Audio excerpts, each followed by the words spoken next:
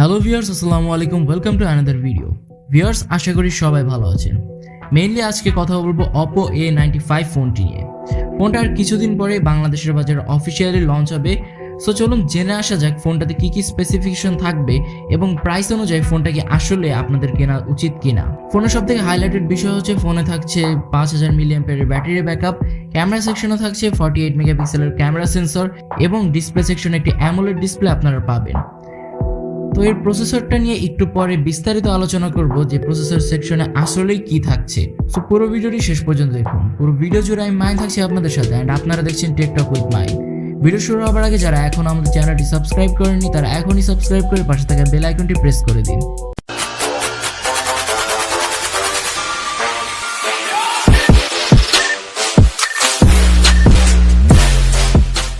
So viewers, first of all যদি ফোনটার look and build quality নিয়ে বলি, ফোনটা দেখতে খুবই সুন্দর একটি ফোন। ফোনটির ডান পাশে থাকছে এর পাওয়ার বাটন এবং এর বাম পাশে থাকছে এর ভলিউম কি রকার।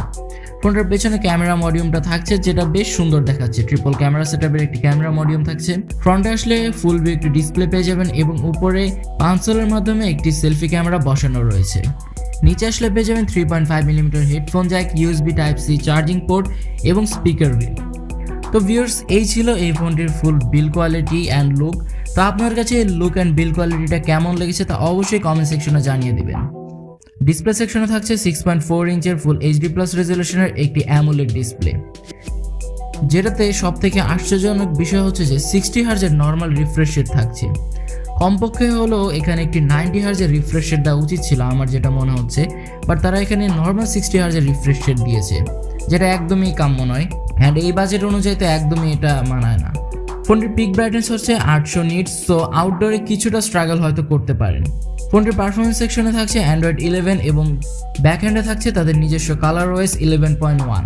ফোনটি চিপসেট হিসেবে থাকছে Qualcomm Snapdragon 662, যা একটি 11 nanometer বেসড Octa-core প্রসেসর এবং যার ক্লক স্পিড হচ্ছে 2.0 GHz। তো মেইনলি আমার কাছে যেটা মনে হচ্ছে যে এরকম একটা হাই প্রাইসে এই চিপসেটটা একদমই এই ফোনের সাথে যায় না।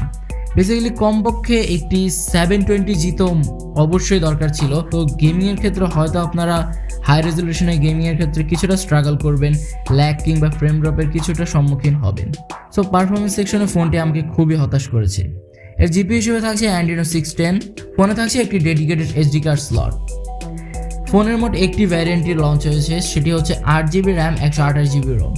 সো এখানে একটু র্যাম ভ্যালুটা বেশি পেয়ে যাবেন এবং যেটা 3 থেকে 5GB পর্যন্ত র্যাম এক্সটেন্ডেড, অর্থাৎ আপনারা র্যাম 3 থেকে 5GB পর্যন্ত এক্সট্রা এক্সটেন্ড করতে পারবেন। এবার যদি ফোনের ক্যামেরা প্যানেল নিয়ে কথা বলি, ফোনে থাকছে 48 মেগাপিক্সেলের একটি মেইন শুটার এবং 2 মেগাপিক্সেল করে দুটো আজাইরা সেন্সর দেওয়া রয়েছে, যার কোনো ভ্যালু নেই।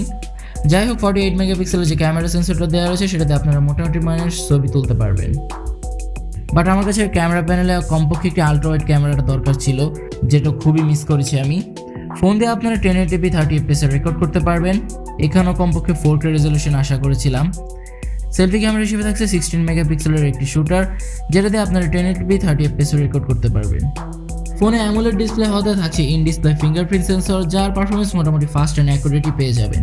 এবার যদি ফোনের ব্যাটারি ব্যাকআপ নিয়ে কথা বলি, যেটা এই ফোনের মধ্যে সব থেকে মানানসই একটা জিনিস, অর্থাৎ 5000 mAh ব্যাটারি ব্যাকআপ ইউজ করা হয়েছে এবং 33 ওয়াটের একটি ফাস্ট চার্জার ইউজ করা হয়েছে এবং কোম্পানি দাবি করেছে এই চার্জার দিয়ে 54% চার্জ মাত্র 30 মিনিটই করতে সক্ষম, অর্থাৎ প্রায় 1 ঘন্টা 5-10 মিনিটের মধ্যে আপনারা এই ফোনটা ফুল চার্জ করে নিতে পারবেন। তো মেইনলি এই জিনিসটাই আমার কাছে এই ফোনের সব থেকে ভালো লেগেছে। তো ভিউয়ার্স, ওভারঅল যদি ফোনটা সম্পর্কে বলতে হয়, প্রাইস হিসেবে ফোনটা একদমই ঠিক নয়। তো এবার যদি আমি আপনাদের ইন ডিটেলসে বলি ফোনে কী কী ল্যাকেন্সি রয়েছে। প্রথমে যে ল্যাকেন্সি হচ্ছে সেটা হচ্ছে ফোনের অ্যামোলেড প্যানেল ডিসপ্লে হওয়া সত্ত্বেও 90 হার্জের রিফ্রেশ রেটটা দেয়া নেই। সেকেন্ড যে ল্যাকেন্সিটা রয়েছে সেটা হচ্ছে এর চিপসেটে, যেটা এই ফোনের সব থেকে বড় ল্যাকেন্সি।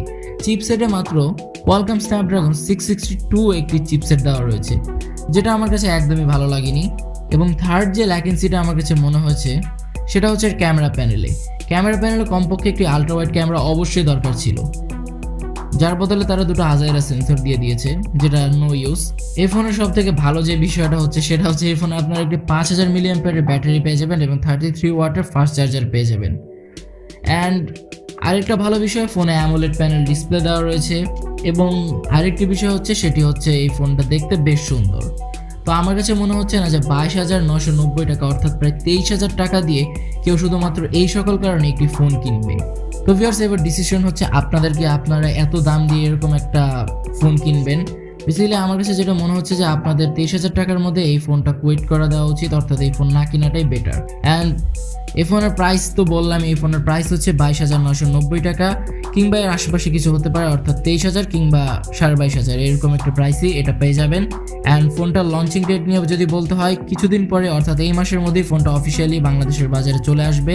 তো ভিউয়ার্স, এই ছিল আজকের ভিডিও। ভিডিওটি ভালো লাগলে অবশ্যই ভিডিওতে একটি লাইক করে দিবেন এবং ভিডিও সম্পর্কিত যে কোনো প্রশ্ন কমেন্টে জানাতে ভুলবেন না। দেখা হবে পরবর্তী কোনো ভিডিওতে, সেই পর্যন্ত সবাই ভালো থাকবেন, সুস্থ থাকবেন। আল্লাহ হাফেজ।